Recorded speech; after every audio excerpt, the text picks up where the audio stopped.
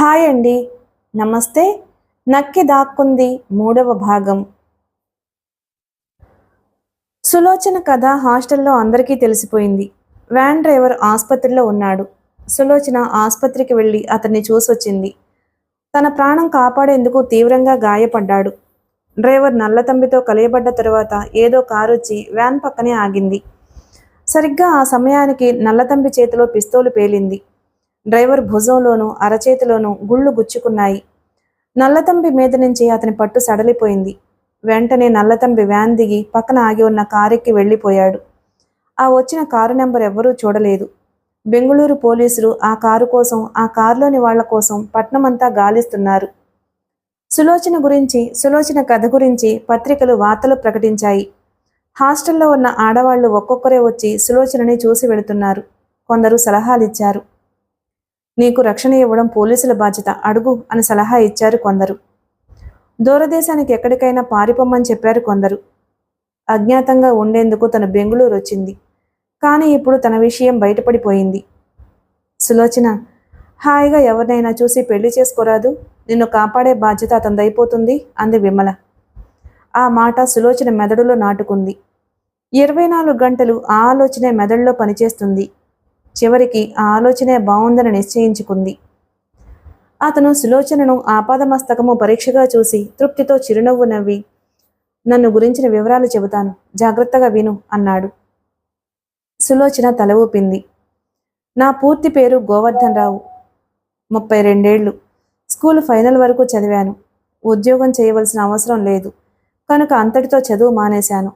25 ఎకరాల మాగాణి, ఒక ఇల్లు ఉన్నాయి. మా నాన్న పోయి చాలా కాలం అయింది.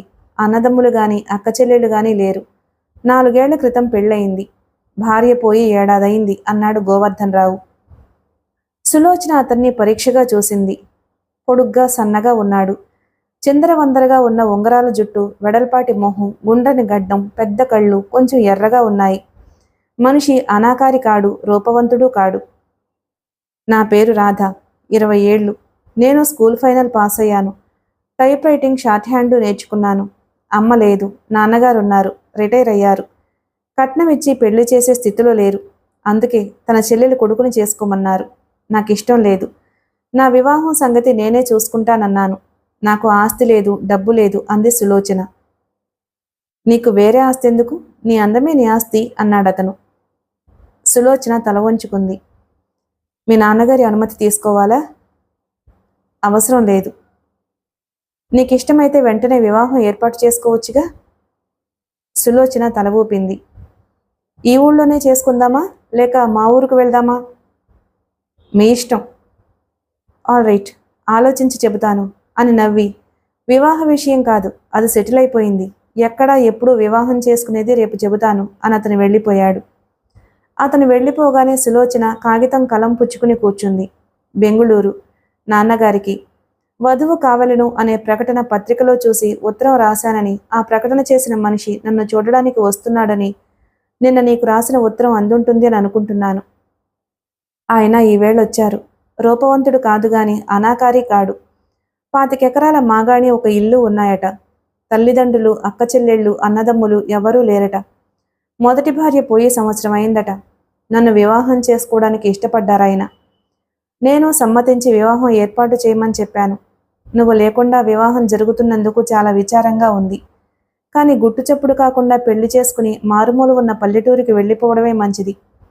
ఆయన ఊరు మైసూరుకి 150 మైళ్ళ దూరాన ఉన్న సిరిమంగళం. చిన్న పల్లెటూరు. రైలు స్టేషన్ లేదు, బస్సుంది. పెళ్లి కాగానే నేను ఆయనతో వెళ్ళిపోతాను. గణేశన్ గొడవ సమసిపోయాక నువ్వొచ్చి నన్ను చూద్దువు గాని. అంతవరకు నన్ను గురించి ఎవరికీ చెప్పక, నాకు ఉత్తరాలు రాయక, పెళ్లి చేసుకున్నాను అని ఎవరితో చెప్పక, ఆ గణేశన్ మనుషులు ఇక నిన్ను కనిపెట్టుంటారో అని నా అనుమానం. నేను ఎక్కడున్నది తెలుసుకోవడానికి ప్రయత్నిస్తారు. జాగ్రత్త సుమా, నువ్వు ఎక్కడికి వెళ్ళక. సులోచన. ఉత్తరం ఓసారి చదువుకుని కవర్లో పెట్టి అతికించి దాసీదానికిచ్చి పోస్టు డబ్బాలో వేసిరమ్మని చెప్పింది సులోచన. తను బెంగుళూరు వచ్చి 10 రోజులైంది. బెంగుళూరు నుంచి వెళ్ళిపోతున్నానని, వివాహం చేసుకోబోతున్నానని తండ్రికి ఉత్తరం రాసింది. పోలీస్ కమిషనర్తో మాట్లాడానని, మద్రాసుకి తిరిగి రమ్మని, పోలీసులు ఏ అపాయమూ రాకుండా కాపాడతారని కమిషనర్ చెప్పాడని తండ్రి జవాబు రాశాడు. పోలీసుల రక్షణ మీద పూర్తిగా నమ్మకం పోయిన సులోచన అందుకు అంగీకరించలేదు. ఇప్పటికీ ఎన్నిసార్లు చావు తప్పించుకుని బయటపడ్డాను. అదృష్టం కలిసి రావడం వల్ల ప్రాణాలతో బయటపడ్డాను గాని పోలీసుల ప్రజ్ఞ వల్ల కాదు. నేను ఆ ఊరికి రాదలుచుకోలేదు అని ఖచ్చితంగా తండ్రికి ఉత్తరం రాసేసింది సులోచన. వధువు కావలను అన్న ప్రకటన చూసి రాసింది. దాని ఫలితమే గోవర్ధన్ రావు రాక. ఇద్దరి అభిప్రాయాలు అభిరుచులు ఒకటే అయి ప్రేమించుకుంటే గాని పెళ్లి చేసుకోకూడదు అని అనుకున్నది తను. కానీ ఇప్పుడు అవన్నీ ఆలోచించే సమయం కాదు. గోవర్ధన్ రావు మంచి మనిషిలాగే కనిపిస్తున్నాడు. బెంగుళూరుకి ఎందుకు వచ్చావు, ఇక్కడ ఏం చేస్తున్నావు అని ఇబ్బంది పెట్టే ప్రశ్నలు వేసి అడగలేదు. అతనితో తన అబద్ధాలు చెప్పింది. సులోచన అని చెబితే తనను గురించి నిజం చెబితే తనతో పాటు అతను అనుక్షణము భయంతో ఉంటాడు. అతని బ్రతుకు కష్టతరం అవుతుంది. అందుకని అసలు విషయం దాచేసింది. ఆ మారుమూల ఉన్న పల్లెటూళ్ళలో తను ఉన్నట్లు ఎవ్వరికీ తెలియదు. గణేశన్ గొడవ సమసిపోయిన తరువాత నిజం చెప్పొచ్చనుకుంది. పేరు మార్చుకోవడంలో తప్పే ఉంది. మంచి పేరే ఏరుకుంది తను. గణేశన్ ప్రభుత్వానికి అర్జీ పెట్టుకున్నాడు అని పత్రికల్లో పడింది. ప్రభుత్వం తన నిర్ణయం ఇంకా ఎంతకాలానికి ప్రకటిస్తుందో అనుకుంది సులోచన పత్రిక చూసి. నల్లతంబి గదిలోకొచ్చి నిట్టూరుస్తూ కుర్చీలో చతికిలబడ్డాడు. రాఘవన్ తనొక సిగరెట్ వెలిగించి ప్యాకెట్టు నల్లతంబి మీదకు విసిరేసి ఏమైంది తెలిసిందా అని అడిగాడు. నల్లతంబి పెదిమ విరిచాడు. రాఘవన్ కళ్ళు చిట్లించి మనిషిలా మాయమవుతుంది, ఎక్కడో ఓ చోటు ఉండాలిగా. నిజమే కానీ ఎక్కడున్నది తెలియడం లేదు. ఎన్నో విధాల ప్రయత్నించాను. ఏమేం చేశావేమిటి? ఆ శేషగిరిని కలుసుకుని నేను పోలీస్ కమిషనర్ ఆఫీస్ నుంచి వస్తున్నానని సులోచన చిరునామా చెప్పమని అడిగాను. నాకు చెప్పనని పోలీస్ కమిషనర్తో మాట్లాడతానని చెప్పి కమిషనర్ని చూడ్డానికి బయలుదేరాడు. నేను చల్లగా జారుకున్నాను. బెంగళూరులోనే ఉందేమో అన్నాడు రాఘవన్. లేదు, హాస్టల్లోంచి సామాన్తో సహా వెళ్ళిపోయిందని తెలిసిందిగా. రైలు స్టేషన్కి వెళ్ళింది అని తెలిసింది. కానీ ఏ రైలు ఎక్కింది తెలియలేదు. అరగంట తేడాలో మైసూరుకి, సికింద్రాబాద్కి, మద్రాస్కి, గుంతకల్లుకి రైళ్లున్నాయి. ఏ రైలు ఎక్కింది ఊహించడం ఎలా? రాఘవన్ సగం కాల్చిన సిగరెట్టు కాలితో నలిపేసి ఇంకో సిగరెట్ వెలిగించి మరణశిక్ష రద్దు చేయమని ప్రభుత్వానికి పెట్టుకున్న అర్జీ నిరాకరించబడిందని ఈవేళ ప్రకటించారు అన్నాడు. అంటే మనకింకట్టే గడువు లేదు. అవును, ఆ విషయం నీకు జ్ఞాపకం చేస్తున్నాను. నల్లతంబి 10 నిమిషాల పాటు ఆలోచిస్తూ మౌనంగా ఉండిపోయాడు. తరువాత గట్టిగా బీడీ పొగ పీల్చి ఓ ఆలోచన తట్టింది. కాస్త ధైర్యం చేయాలి అన్నాడు. ఏమిటి చెప్పు. మనం శేషగిరి అని నల్లతంబి పథకం ప్రారంభించాడు. ఏయ్ నిన్నే పిలిచాడు గోవర్ధన్ రావు. ఆ కిటికీ దగ్గర ఏం చేస్తున్నావు? సులోచన గోవర్ధన్ రావుని సూటిగా కళ్ళలోకి చూస్తూ ఏమీ లేదు, ఊరికే నిల్చున్నాను అంది. నాకు క్షవరానికి వేడి నీళ్లు కావాలి అని చెప్పాను, వినబడలేదు? లేదు. నా మాట వినబడినంత వింత ఏముంది బయట? ఏమీ లేదు. ఆ సైకిల్ షాపు సీతారాం అటు వెళ్తున్నాడా? లేదే. గంటకి 4 సార్లు ఈ ఇంటి ముందు నుంచి పోవడం, నువ్వు ఈ కిటికీ దగ్గర నిలబడి అతన్ని చూస్తూ ఉండడం నేను గమనించడం లేదనుకుంటున్నావా? అడిగాడు గోవర్ధన్ రావు. సులోచన గోవర్ధన్ రావుని కోపంగా చూస్తూ మీకు మతిపోతుంది అంది. అవును, నీలాంటి ఆడది ఇంట్లో ఉంటే మతిపోదు. నేను చేసిన తప్పేమిటి? అడిగింది సులోచన నీరసంగా. ఆ సైకిల్ షాపు సీతారాం. ఊరుకోండి, మీ పాదాలు పట్టుకుని వేడుకుంటాను. అటువంటి నీచపు మాటలు అనకండి. తోచక కిటికీ దగ్గర నిల్చున్నాను. వద్దంటే మానేస్తాను. నేనెవ్వరిని చూడడం లేదు. నీ కళ్ళబుల్లి కబుర్లు నేను నమ్మకే. నిన్న రాత్రి నువ్వు వేరే గదిలో పడుకుని తలుపు ఎందుకు గడి వేసుకున్నావు? అడిగాడు గోవర్ధన్ రావు. మీరు తప్పతాగి ఇంటికొచ్చారు కనుక. తాగితే నిన్నేం చేశాను? నాకు ఆ వాసన గిట్టదు. వాసన గిట్టకపోతే నా వైపు వీపు తిప్పి పడుకోవచ్చుగా. వేరే గదిలోకి పోయి తలుపెందుకు గడి పెట్టావు? చెప్పు, నిజం చెప్పు. సులోచన గోవర్ధన్ రావుని అసహ్యంతో చూసింది. చెప్పడానికి అసహ్యం వేస్తుంది. ఏం చేసింది మీకు తెలియకపోతే చెప్పి ప్రయోజనం ఏమిటి? ఇదిగో మాట, ఇలారా.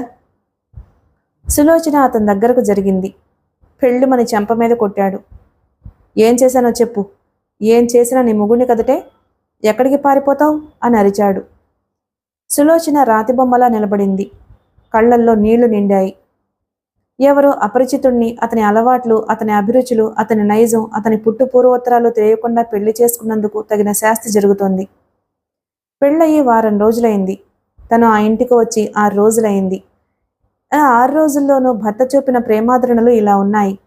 అతనికి అసలు ఆడవాళ్లంటేనే గిట్టదులా ఉంది. అన్నీ అనుమానాలే. చటుక్కున సులోచనని ఒళ్ళోకి లాక్కుని గట్టిగా ముద్దు పెట్టుకుంటూ, చూడు రాధా, నువ్వు చాలా అందమైన దానివి. నీ అందాన్ని చూస్తుంటే అలాంటి అనుమానాలు కలుగుతున్నాయి అన్నాడు గోవర్ధన్ రావు ఆవేశంతో. సులోచనకి నవ్వాలో ఏడవాలో తెలియలేదు. తనలోని నిజాయితీ తనకి శత్రువై జీవితం దుర్భరమైంది. ఇప్పుడు తన అందం తన శత్రువు అవుతోంది. సులోచన అతని తల నిమురుతూ, అలాంటి పిచ్చి పిచ్చి అనుమానాలతో ఇద్దరి జీవితాలు దుఃఖమయం చేస్తున్నారెందుకు చెప్పండి అంది జాలిగా. 4 రోడ్లు కలిసే చోటుని ఆ ఊళ్ళో వాళ్ళు మూల రోడ్డు అంటారు. కుడివైపున ఊటీకి వెళ్లే రోడ్డు, ఎడంవైపు బెంగళూరు రోడ్డు, మరొకటి కోయంబత్తూరు, 4వది కూర్జుకు వెళ్లే రోడ్డు. సిరిమంగళం చాలా చిన్న ఊరు. 2000 జనాభా. ఇళ్ళు దగ్గర దగ్గరగా ఉండవు. ఎవరి పొలంలో వాళ్ళు ఇళ్ళు కట్టుకున్నారు. అందువల్ల ఒక ఇంటికి ఇంకో ఇంటికి చాలా దూరం ఉంటుంది. మూల రోడ్లో ఒక కిళ్ళీ కొట్టు, ఒక రైస్ మిల్లు, ఒక చిన్న హోటలు ఉన్నాయి. రామయ్య కాఫీ హోటల్ అని చిన్న బోర్డు ఒకటి ఆ హోటల్ గోడకు తగిలించి ఉంది. ప్రొప్రైటర్, మేనేజర్, సర్వర్, వంట మనిషి అన్నీ రామయ్య ఒక్కడే. తెల్లారి నుంచి ఊళ్ళో ఉన్న కుర్రకారంతా ఆ హోటల్కి వచ్చి వెళ్తూ ఉంటారు. ఆ ఊరి పోస్ట్ మాస్టర్, పోస్ట్ మ్యాన్ కూడా రామయ్యే. పోస్ట్ కార్డులు, స్టాంపులు కొనడానికి మధ్యాహ్నం జనం వస్తూ ఉంటారు అక్కడికి. అందువల్ల ఊళ్ళో ఏం జరిగినా వెంటనే రామయ్యకు తెలుస్తుంది. అన్ని విషయాల్లోనూ రామయ్యను అందరూ సలహా అడుగుతూ ఉంటారు. తెల్లారి 6 గంటలకి కాఫీ హోటల్ తెరుస్తాడు. రాత్రి 8 గంటలకి మోస్తాడు.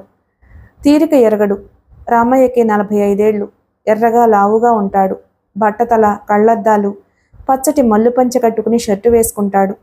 చలిగా ఉన్నప్పుడు ఊలుకోటు తొడుక్కుంటాడు. ఓ 2 ఇడ్డెన్లు ఇలా తే రామయ్య. గోవర్ధనం మళ్ళీ పెళ్లి చేసుకున్నాడటగా. పట్నం నుంచి ఎవరో అమ్మాయిని తీసుకొచ్చాడట అన్నాడు రైస్ మిల్ మేనేజరు.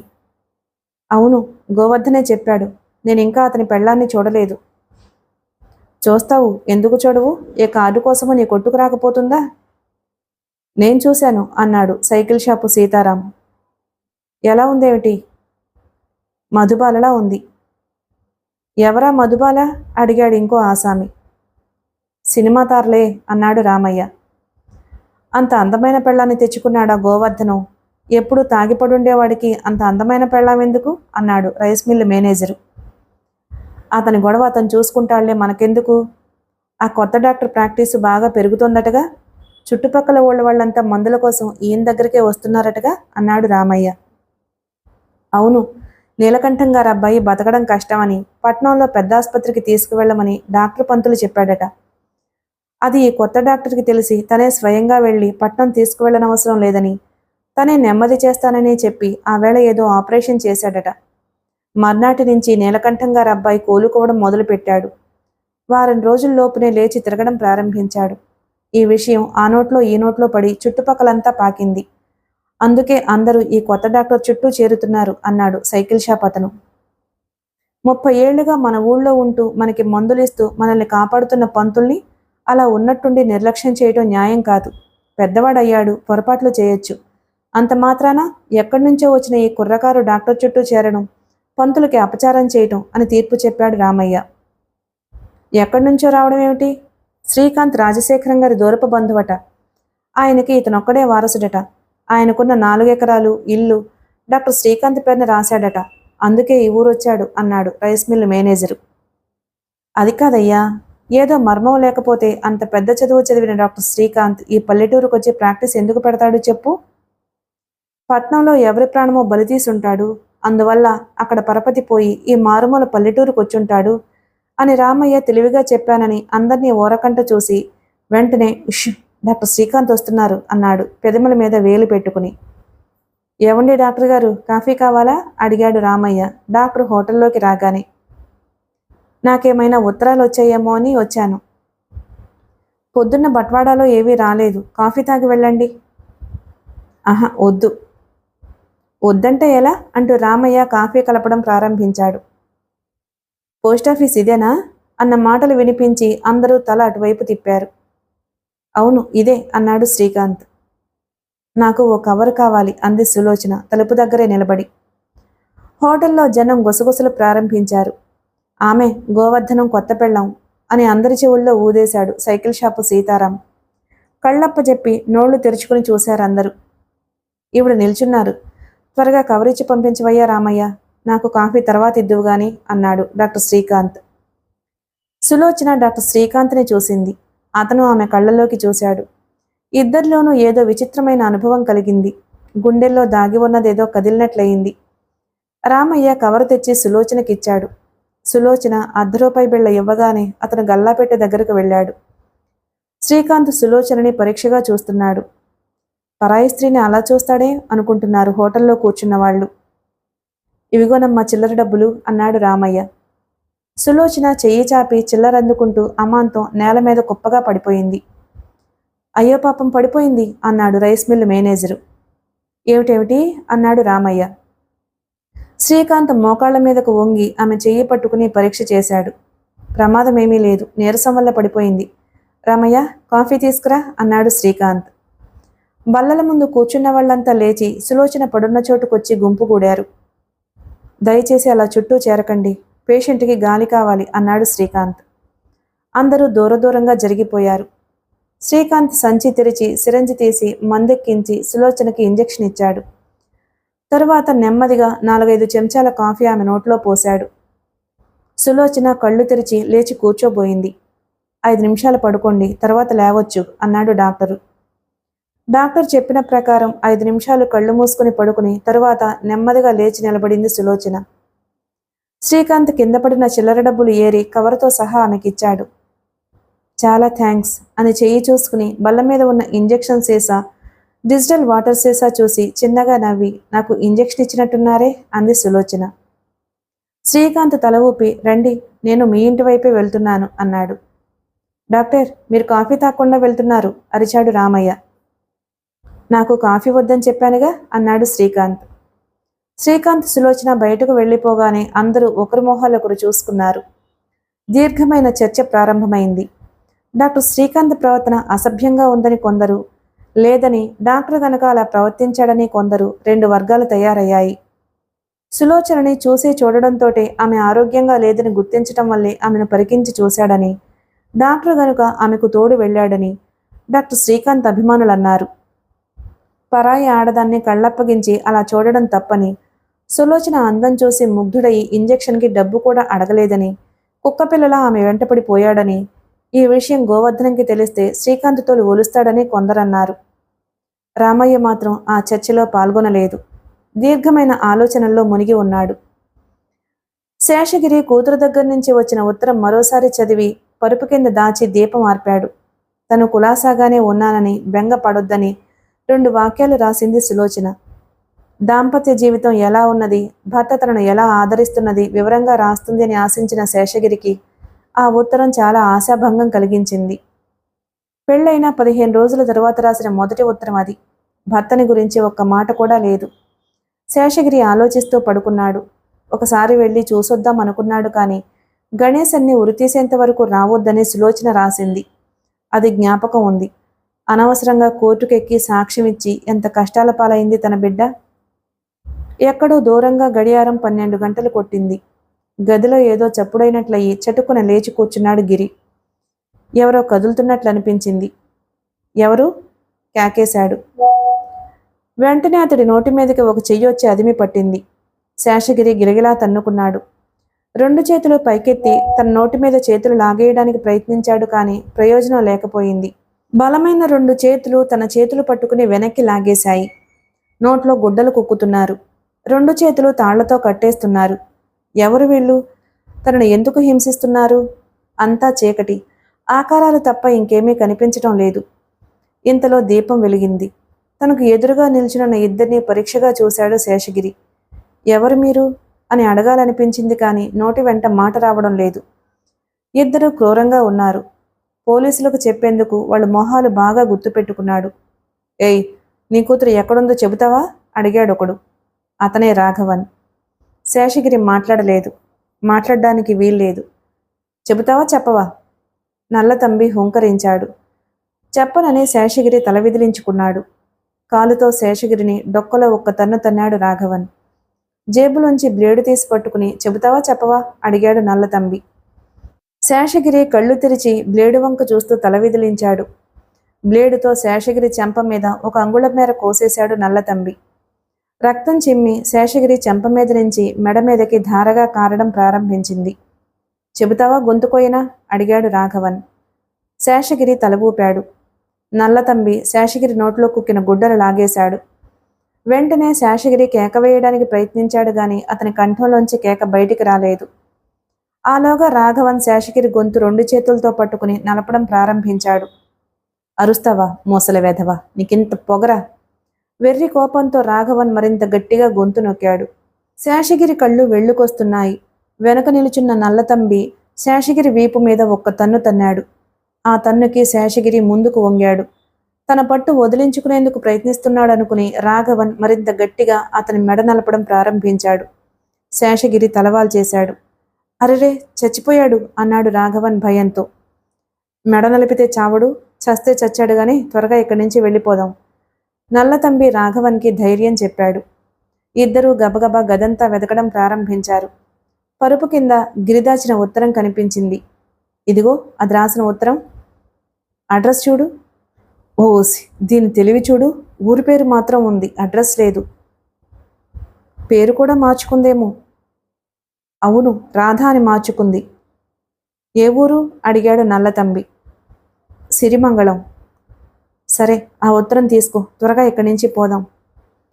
సులోచన గుమ్మం దగ్గర ఆగి వెనక్కి తిరిగి శ్రీకాంత్ని చూసి చిన్నగా నవ్వి, నాకు తోడొచ్చినందుకు చాలా థ్యాంక్స్ అంది. మీరు చాలా బలహీనంగా ఉన్నారు, ఆహారం ఏమీ తీసుకుంటున్నట్టు లేదు అన్నాడు శ్రీకాంత్. ఇంకా భోజనం చేయలేదు అంది సులోచన. ఇవాళ విషయం కాదు, అసలు రోజు పుష్టైన ఆహారం తీసుకుంటున్నట్టు లేరు. మీ వారి ఇంట్లో లేరా? లేరు. మీరు మందు తీసుకోవాలి. సులోచన శ్రీకాంత్ కళ్ళలోకి చూసింది. తన దీనస్థితి వివరంగా అతనికి చెప్పాలనిపించింది. మా వారు వచ్చిన తర్వాత మిమ్మల్ని కలుసుకోమంటాను అంది సులోచన. తప్పకుండా వచ్చి కలుసుకోమనండి. మీది ఈ ఊరు కాదనుకుంటాను, సిటీలో పెరిగినట్టున్నారు. తల ఊపింది సులోచన. వస్తాను, అవసరమైతే కబురు పంపించండి అని శ్రీకాంత్ వెళ్ళిపోయాడు. సులోచన తలుపు తెరుచుకుని ఇంట్లోకి వెళ్ళింది. తండ్రికి ఉత్తరం రాద్దామని కవర్ తెచ్చింది. మంచం మీద చతికిలబడి వెక్కి వెక్కి ఏడవడం ప్రారంభించింది. చేజేతులా తన జీవితం ఇలా ధ్వంసం చేసుకుంది తను. గణేశుని మనుషులకి చెక్కకుండా ఉండేందుకని కనిపించిన మొదటి మొగాడిని పెళ్లి చేసుకుంది. గోవర్ధన్తో వైవాహిక జీవితం ఇంత దుర్భరంగా ఉంటుంది అని తను అనుకోలేదు. అతనికి ఈర్ష్య ఎక్కువ, కోపం, తాగుతాడు, మోటు మనిషి, మాటిమాటికి చెయ్యి చేసుకుంటాడు. కాఫీ చల్లగా ఉంది, వేడి చేసి తీసుకురాలేవు అని వీపు మీద ఒకటి తగలనేస్తాడు. తప్పతాగి ఇంటికి ఏ అర్ధరాత్రి వచ్చి తనని నానా హింసలు పెడతాడు. ఆ దుర్వాసన భరించలేక తను దూరంగా వెళితే అనుమానం కొద్దీ చితకబాతాడు. ఇలా హింసించేందుకే నన్ను పెళ్లి చేసుకున్నారా అని ఓ రోజు అతన్ని అడిగేసింది సులోచన. పళ్ళోడతాయి అలా మాట్లాడితే. తిండి బట్ట ఇస్తున్నాను, చాలదు, హింస ఏమిటి హింస అన్నాడు అతను కళ్ళెర్ర చేసి. గోవర్ధనం మంచివాడు కాడని సులోచన నిర్ణయించుకుంది. లోభి, క్రూరుడు, స్వార్థపరుడు. అతని మొదటి భార్య మరణమే శరణమనుకుని ఉంటుంది. వివాహం పవిత్రమైన బంధమనే సులోచన అభిప్రాయం. తెలుసో తెలియకో పొరపాటు చేస్తే సరిదిద్దుకోవాలని భావించి ఇంతవరకు ఓర్చుకుంది. కానీ రోజు రోజుకి దుర్భరమవుతుంది. ఇక గోవర్ధనంతో తనకు పొసగదని అతన్ని విడిచి వెళ్ళిపోవాలని నిశ్చయించుకుంది సులోచన. అందుకే కవర్ తెచ్చింది. తను మద్రాసుకి వచ్చేస్తున్నానని పోలీస్ కమిషనర్తో మాట్లాడి తనకు రక్షణ ఏర్పాట్లు చేయించమని తండ్రికి రాయాలనుకుంది. కాగితము కలము పుచ్చుకుని కూర్చుంది. కానీ ఆమె మనసు శ్రీకాంత్ మీదకు పోయింది. 30 ఏళ్లు కూడా ఉండవు. చురుకైన కళ్ళు, విశాలమైన నుదురు, నుదురు మీద పడుతున్న ఉంగరాల జుట్టు. ఎందుకు ఈ పల్లెటూరు వచ్చి ప్రాక్టీస్ పెట్టాడు? తనలాగే అతనికి ఏదో కారణం ఉందేమో. తండ్రికి ఉత్తరం రాయడం పూర్తి చేసింది. సైకిల్ షాప్ అతను అటు వెళ్తుంటే పిలిచి అతనికిచ్చి పోస్ట్ చేయమంది. అతను తల ఊపి కవర్ తీసుకుని వెళ్ళిపోయాడు. ఎవరి దగ్గర నుంచో బాకీ వసూలు చేయడానికి భర్త తెల్లారగట్టే పొరుగురికి వెళ్ళాడు. సైకిల్ షాప్ అతనితో తను మాట్లాడడం చూస్తుంటే చితకబాదేవాడు. సులోచన తనలో తాను నవ్వుకుంది. మధ్యాహ్నానికి ఇంటికొస్తానన్నాడు. వంట చెయ్యాలి. సులోచన పొయ్యి రాజేసి బియ్యం పెట్టింది. ఇంతలో తలుపు చప్పుడవగా ఎవరు అడిగింది. నేను రామయ్యని.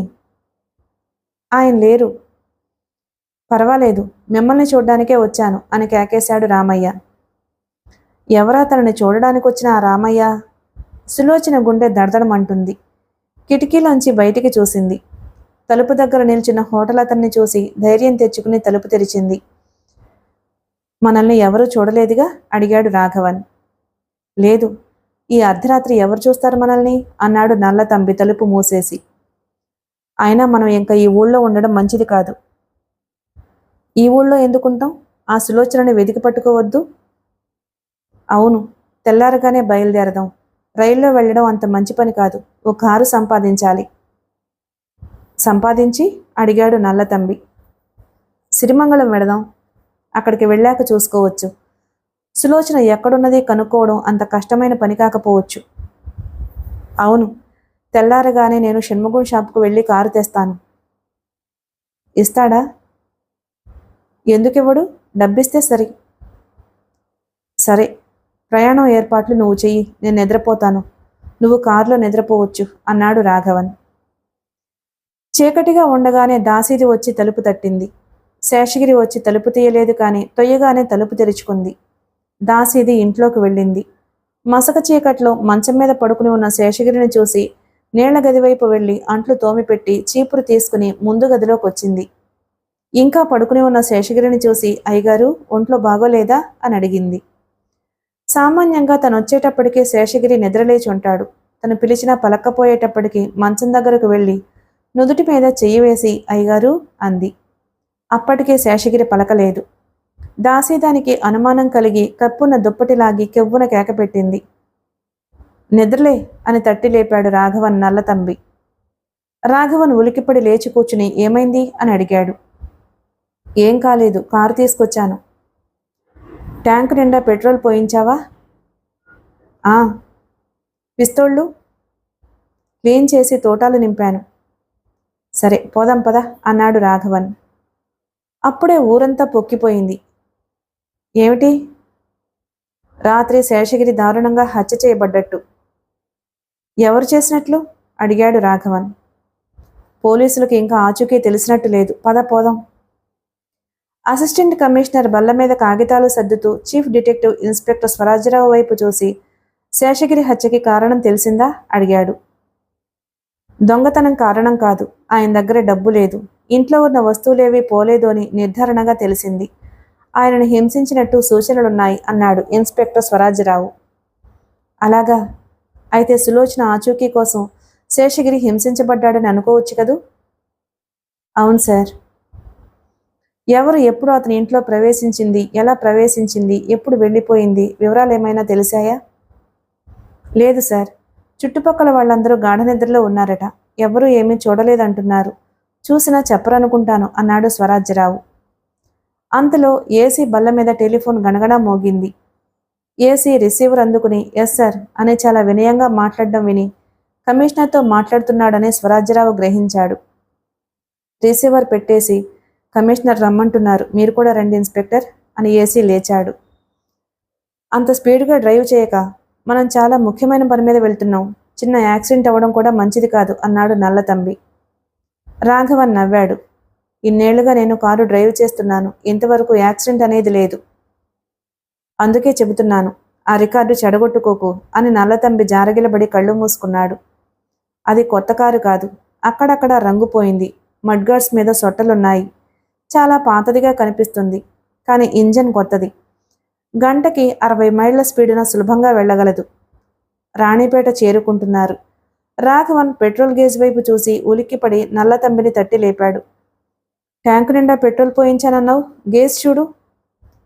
కళ్ళు నలుపుకుని నల్లతంబి ముందుకు వంగి చూసి, దొంగ వెధవ, ట్యాంకు నింపలేదు అన్నాడు. ఎవడు? వర్క్షాప్ కుర్రాడు. నువ్వు వెళ్ళి పోయించలేదన్నమాట. నల్లతంబి తల ఊపాడు. రాణిపేటలో పెట్రోల్ పోయించాలి. ఇంకా 10 మైళ్ళేగా, ఆ మాత్రం పెట్రోల్ ట్యాంకులో ఉంటుందిలే అన్నాడు నల్లతంబి. 10 మైళ్ళు సులభంగానే వెళ్లారు. చిన్న చిన్న ఇళ్ళు, దూరదూరంగా ఫ్యాక్టరీల చిమ్మీలు, ఒకరిద్దరు సైక్లిస్టులు. రాణిపేట సమీపించినట్టు సూచనలు కనబడగానే రాఘవన్ స్థిమితపడ్డాడు. అదిగో పెట్రోల్ బంకు అన్నాడు నల్లతంబి. ఆ అని పెట్రోల్ బంకులోకి కారు తిప్పాడు రాఘవన్. కాన్ఫరెన్స్ గదిలో ఉన్నత పోలీసు ఉద్యోగులంతా కూర్చుని ఉన్నారు. చీఫ్ కమిషనర్ ఆఫ్ పోలీస్ ఉద్యోగులందరినీ చూసి గణేశన్ని హత్యానేరానికి విచారించడం, కోర్టు అతన్ని దోషిగా నిర్ణయించి మరణశిక్ష విధించటం, అతను హత్య చేయటం చూశాను అని సాక్ష్యమిచ్చిన సులోచనని హత్య చేయిస్తానని గణేశన్ కోర్టులో చెప్పడం మీ అందరికీ తెలిసిన విషయాలే. సులోచనని హత్య చేయడానికి 2-3 సార్లు ప్రయత్నాలు జరిగాయి. కానీ దర్యాప్తు చేయగా నిజంగా అటువంటి ప్రయత్నాలు జరిగాయో లేదో రూఢిగా నిర్ధారణ చేసేందుకు వీలు కాలేదు. అయినప్పటికీ సులోచనకి పోలీసు రక్షణ ఏర్పాటు చేశాము. తనని కనిపెట్టి ఉన్న కానిస్టేబుల్కి చెప్పకుండా సులోచన ట్యాక్సీ ఎక్కి వెళ్ళింది. గణేశన్ అనుచరులు ఆమెను ఎత్తుకుపోయి హత్య చేయడానికి ప్రయత్నించారు. సమయానికి రిటైర్డ్ ఇన్స్పెక్టర్ రామారావు ఆ వైపు వెళుతూ సులోచనని రక్షించారు అని క్షణంసేపు ఆగి, పోలీసులు తనకి రక్షణ ఇవ్వగలరు అనే నమ్మకం పోయింది సులోచనకి. ఆమెకి అటువంటి అభిప్రాయం కలగడం సమంజసం కాకపోవచ్చు, కానీ నిజం ఒప్పుకోవలసి వస్తే ఆ రక్షణకి మనం ఇంకా గట్టి చర్యలు తీసుకుని ఉండవలసింది. మనం తగిన జాగ్రత్తలేమీ తీసుకోలేదని, నిర్లక్ష్యం చేశామని నా అభిప్రాయం అని తీవ్రంగా విమర్శించాడు కమిషనర్. ఇన్స్పెక్టర్ స్వరాజ్యరావు కమిషనర్ వైపు చూడకుండా మొహం పక్కకి తిప్పేసుకున్నాడు. సులోచన ఈ ఊరు నుంచి బెంగుళూరుకి బదిలీ చేయించుకుంది. గణేశన్ అనుచరులు ఆ విషయం తెలుసుకుని సులోచనను వెంటాడారు. బెంగుళూరులోనూ సులోచనపై హత్యా ప్రయత్నం జరిగింది. హాస్టల్ వ్యాను డ్రైవర్ ఆమెను రక్షించడంలో గాయపడ్డాడు. సులోచనకి భయం ఎక్కువ కావడంతో ఆశ్చర్యం లేదు. తను ఎక్కడికి వెళ్ళినా వెతుక్కుంటూ వస్తున్నారు హంతకులు. అందుకే అజ్ఞాతవాసంలోకి వెళ్ళిపోయింది. ఆమె ఎక్కడ ఉన్నది ఆమె తండ్రికి తప్ప మరెవ్వరికీ తెలియదు. శేషగిరి నన్ను కలుసుకున్నప్పుడు నాతో చెప్పలేదు. క్షేమంగానే ఉందని, విరోధులు కనుక్కోలేని చోట ఉందని చెప్పాడు. నిన్న రాత్రి శేషగిరి దారుణంగా హత్య చేయబడ్డాడు. ఆయన ఇంట్లో విలువైన వస్తువులేమీ లేవు. డబ్బు లేదు. ఉన్న 4 వస్తువుల్లో ఏవీ అపహరించబడలేదు. శేషగిరి హింసించబడ్డ సూచనలున్నాయి. అతను అరవబోగా గొంతు నలిపి చంపుండాలని అనుకోవడానికి ఆధారాలున్నాయి. శేషగిరిని అంత దారుణంగా హత్య చేసిన మనుషులెవరు? ఎందుకు హింసించారు? ఎందుకు హత్య చేశారు? 2 మనుషులు ఆ ఇంట్లో ప్రవేశించిన సూచనలున్నాయి. సులోచనను ఎత్తుకుపోయి హత్య చేయ ప్రయత్నించిన 2 మనుషులేనా వీళ్ళు? సులోచన ఆచూకీ తెలుసుకోవడానికే ఆ 2 శేషగిరి ఇంట్లో ప్రవేశించారా? శేషగిరిని హింసించడానికి కూడా అదే కారణమా? ఆ హింస భరించలేక సులోచన ఎక్కడున్నది గిరి చెప్పేసుంటాడా? లేక శేషగిరిని హత్య చేసిన తరువాత ఆ దుర్మార్గుడు ఇల్లంతా వెదికి సులోచన ఆచూకీ తెలిపే ఏ కాగితమో సంపాదించుంటారా? తండ్రికి రాసిన ఉత్తరం ఏదైనా దొరుకుంటుందా? ఇవన్నీ ప్రశ్నలు. గణేశన్ తమ్ముడు రాఘవన్ గణేశన్ వద్ద డ్రైవర్గా ఉండిన నల్లతంబి. వీళ్ళిద్దరూ గణేశన్ తరపున పగ సాధించడానికి పూనుకున్నారో అని తెలుస్తోంది. శేషగిరిని హత్య చేసిన 2 వీళ్లే అయి ఉండాలని అనుమానించొచ్చు. ఈ 2 కోసం మన డిపార్ట్మెంటు నెల రోజుల నుంచి వెతుకుతుంది. ఇప్పటి వరకు వాళ్ళు చెక్కలేదు. సులోచన గనక హత్య చేయబడితే మన పోలీస్ డిపార్ట్మెంట్ ప్రతిష్ట పూర్తిగా నశిస్తుంది. ఆ తర్వాత మన డిపార్ట్మెంట్కి ప్రజల నుంచి ఎటువంటి సహకారమూ రాదు. ఏ కేసులోనూ సాక్షులు దొరకరు. రౌడీలు, దొంగలు రాజ్యమేలతారు. పోలీసులు నవ్వుల పాలవడమే కాదు, దేశంలో చట్టాధికారులు నవ్వుల పాలవుతారు. పత్రికలు, ప్రజలు పోలీస్ డిపార్ట్మెంట్ మీద దుమ్మెత్తి పోస్తారు. అది కాదు నా భయం. జైల్లో మరణశిక్ష కోసం కాచుకున్న ఓ నేరస్తుడు తనకి విరుద్ధంగా సాక్ష్యమిచ్చిన ఓ మనిషిని హత్య చేయించగలిగితే సామాన్య పౌరుడికి పోలీస్ డిపార్ట్మెంట్లో ఏమాత్రం విశ్వాసం ఉంటుందో ఆలోచించండి.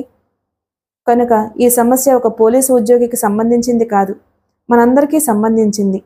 మీ అందరూ మీ ప్రజ్ఞను, మీ కౌశలాన్ని, మీ మేధస్సుని ఈ తరుణంలో ఉపయోగించాలి. ఆ దుండగులను, రాఘవన్ నల్లతంబిలను వెంటనే పట్టుకోవడం ఎలా?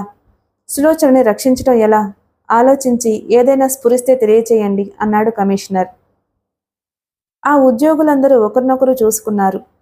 పోలీస్ డిపార్ట్మెంట్కి అది పరీక్షా సమయమని అందరికీ తెలుసు. శాసనసభలో ప్రశ్నలు, పత్రికల్లో సంపాదకీయాలు, పురజనుల సమావేశాలు అన్నీ వాళ్ల కళ్ల ముందు నిలిచాయి. వెంటనే ఆ దుర్మార్గుల్ని పట్టుకోవడానికి, సులోచనకి రక్షణ ఇవ్వడానికి ఏం చేయాలో చర్చించడం ప్రారంభించారు. మిగిలిన కథ తరువాయి భాగంలో విందాం. Please like and subscribe my channel. Thank you.